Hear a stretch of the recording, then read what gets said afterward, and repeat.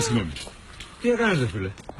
Δεν ξέρεις τη γυναίκα μου. Έλεγα κάτι στη γυναίκα μου και κατά λάθος. Συγγνώμη. Τι θα πει κατά λάθος, τι θα πει συγγνώμη ρε?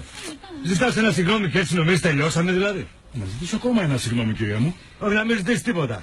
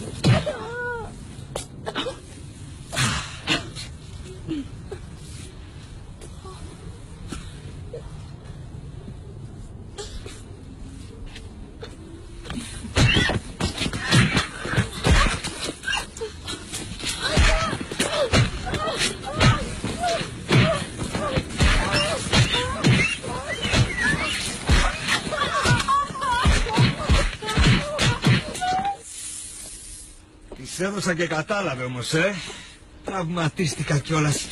Αγαμώτο. Συγγνώμη. Συγγνώμη. Συγγνώμη.